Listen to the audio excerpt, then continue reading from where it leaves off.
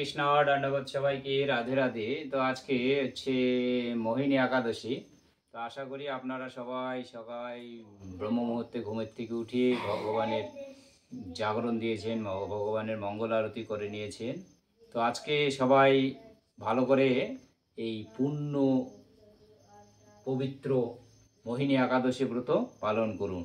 তো আজকে যেহেতু মোহিনী একাদশী ব্রত, তো মোহিনী একাদশীর ব্রত মাহাত্ম্য কথাটা আপনারা অবশ্যই পঠন করে নেবেন বা শ্রবণ করে নেবেন। যদি আপনাদের কাছে গ্রন্থটি না থেকে থাকে তাহলে আমার এই ভিডিওটি দেখে শুনে নেবেন আপনারা।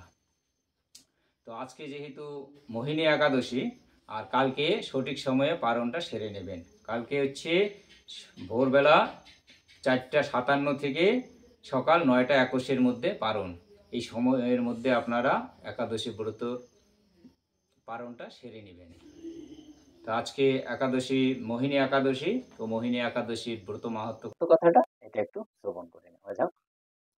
যুধিষ্ঠির কহিলেন, হে জনার্দন, বৈশাখ মাসে কৃষ্ণপক্ষীয় একাদশী কি নাম, কি ফল, কি বিধি, সে সমস্ত আমার নিকট বর্ণন করুন। তাহার প্রশ্নের উত্তরে ভগবান শ্রীকৃষ্ণ কহিলেন, হে মহারাজ, আপনি আমাকে যে প্রশ্ন করিলেন, পুরা কালে শ্রী রামচন্দ্র বৈশিষ্ট্যের নিকট ইহাই প্রশ্ন করিয়াছিলেন।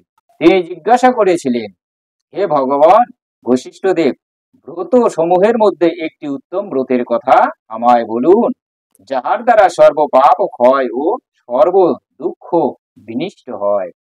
হে মহামুনি, আমি সীতা বিরহজনিত বহু দুঃখ ভোগ করিয়া ভয় বশত আপনাকে ইহা জিজ্ঞাসা করিতেছি। এই কথা শ্রবণ করিয়া বৈশিষ্ট্য দেব বলিলেন, হে রামচন্দ্র, তুমি উত্তম প্রশ্ন করিয়াছ। তোমার নাম গ্রহণে মানব পবিত্র হইয়া থাকে, তথাপি জনহিতার্থে তোমার নিকট শ্রেষ্ঠ ও পবিত্র ব্রতের কথা বলিতেছি। বৈশাখ মাসের শুক্লপক্ষীয় একাদশী মোহিনী নামে প্রসিদ্ধা। এই ব্রত প্রভাবে পাতকীগণ মোহজাল হইতে বিমুক্ত হয়, ইহা আমি সত্য করিয়া বলিতেছি। এই হেতু মানবগণের পাপ ক্ষয়কারিণী ও সর্ব দুঃখ বিনাশিনী এই একাদশী পালন করা কর্তব্য। তুমি একাগ্র চিত্তে উহার কথা শ্রবণ করো। বিনিষ্ট চিত্তে ইহার শ্রবণ মাত্রেই সমস্ত পাপ বিনিষ্ট হয়। সরস্বতী নদীর তটে ভদ্রাবতী নামে এক মঙ্গলদায়িকা পুরী আছে। চন্দ্রবংশজাত ধৃতিমান নামক এক নৃপতি তথায় রাজত্ব করিতে।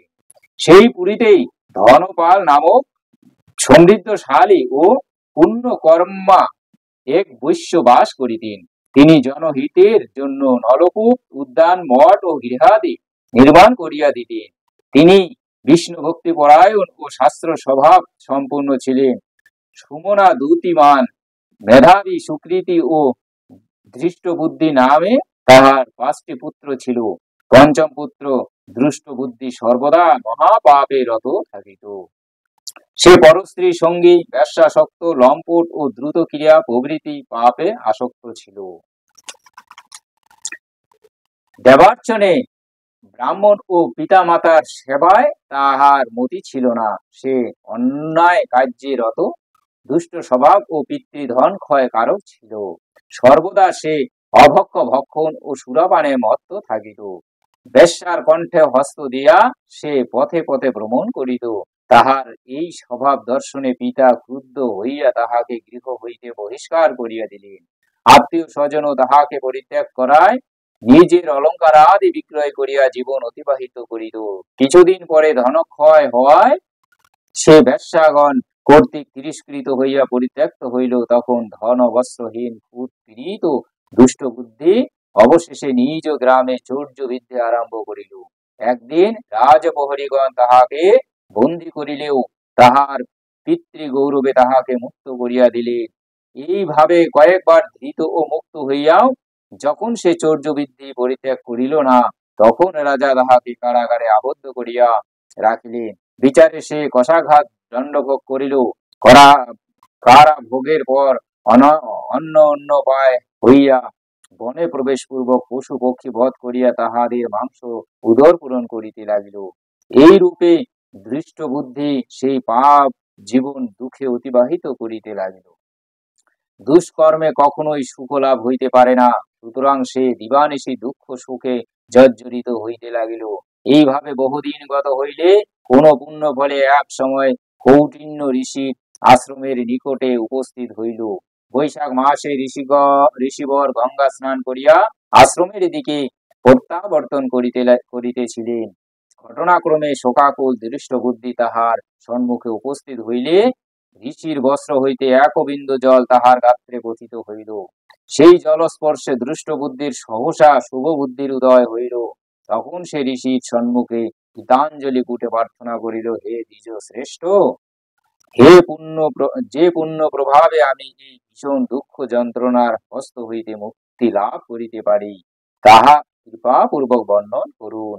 ঋষিবর বলিলেন, বৈশাখ মাসে শুক্লপক্ষে মোহিনী নামক যে প্রসিদ্ধা একাদশী আছে, তুমি সেই ব্রত পালন করো। এই ব্রতের ফলে মানবগণের বহু জন্মার্জিত মেরুতুল্য পাপ রাশি ক্ষয় হইয়া থাকে।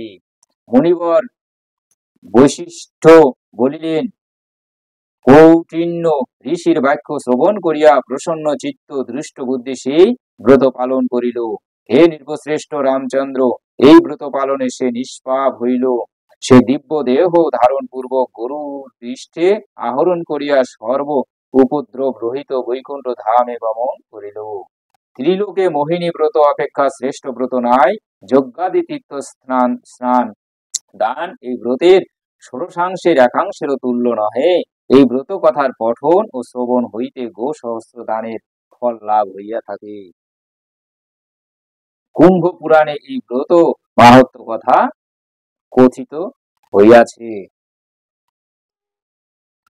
তো ধন্যবাদ সবাইকে। রাধে রাধে।